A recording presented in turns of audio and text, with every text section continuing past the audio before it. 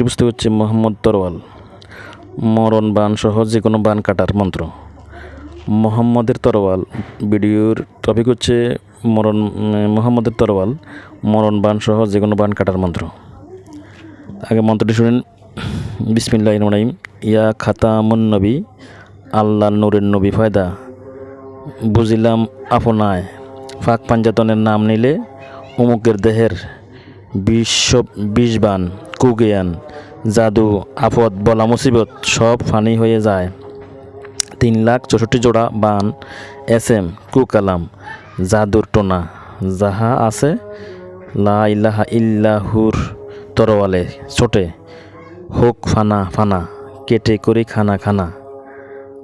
Y ইজা বাতাসতুম জব্বারি, আল্লাহর দোহাই মোহাম্মদের উসিলায়, তোফা কবুল, কুন কুন ফায়াকুন, বিহাক্কে লা ইলাহা ইল্লাল্লাহু মুহাম্মাদুর রাসূলুল্লাহ সাল্লাল্লাহু আলাইহি ওয়াসাল্লাম।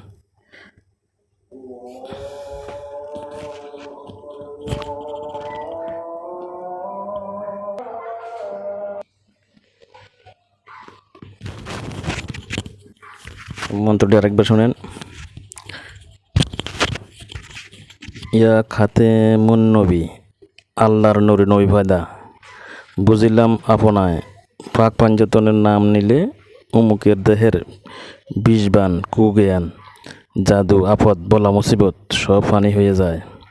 3,64,000 জোড়া বান, এসএম, কুকালাম, জাদুর টোনা যাহা আছে, লা ইলাহা ইল্লাল্লাহুর তরোয়ালের চোটে হোক ফানা ফানা, কেটে করি খানা খানা। ওয়াইজা বাতাসতুম জব্বারি, ওয়াইজা বাতাসতুম জব্বারি, ওয়াইজা বাতাসতুম জব্বারি, আল্লাহর দোহাই মোহাম্মদ উসিলায়, তোফা কবুল, কুন কুন ফায়াকুন, বিহাক্কে লা ইলাহা ইল্লাল্লাহু মুহাম্মাদুর রাসূলুল্লাহ। এটি একটি কচু পাতা নেবেন বড়, মাঝখানটা ছিদ্র করবেন, ওই কচু পাতা দিয়ে পানি ঢালবেন। একটি তরবারি ধরবেন উপরে, তরবারির উপরে পানি ঢালবেন, তরবারি পানি কচু পাতা পড়বে, কচু পাতা নিচে যাবে, ওই রোগীটা খাবে। এইভাবে যদি করতে পারেন উত্তম হবে। আর এভাবে না হলে ডাইরেক্ট 1 গ্লাস পানিতে ফুঁ দিবেন 3 বার মন্ত্রটি, এরপর এটা খাওয়াই দিবেন, খাওয়াই দিলে কেটে যাবে এবং গোসল করে দিবেন 3 দিন। 3 দিন খাবে, 3 দিন গোসল করবে, সঙ্গে সঙ্গে সব বান কেটে যাবে, সাথে সাথে কেটে যাবে। অথবা এই 7 মসজিদের পানি আনি দিতে পারেন, 7 মসজিদের। তো যদি কচু পাতাটা একটা আনবেন, কচু পাতা একটা ছিদ্র করবেন, উপরে একটা তরবারি ধরবেন, পানি মন্ত্র পড়বেন আর পানি ঢালবেন, পানিটা নিচে পড়বে, তরবারি কাটে নিচে পড়বে কচু পাতা থেকে উঠবে তার গালে অথবা গ্লাসে, এরপরে খাবে।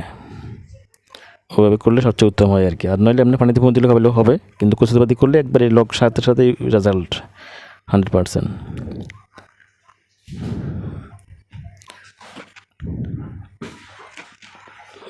আমার তো ফিকিল্লা বিল্লাহ ওয়া ইন্না ইলাইহি রাজিউন।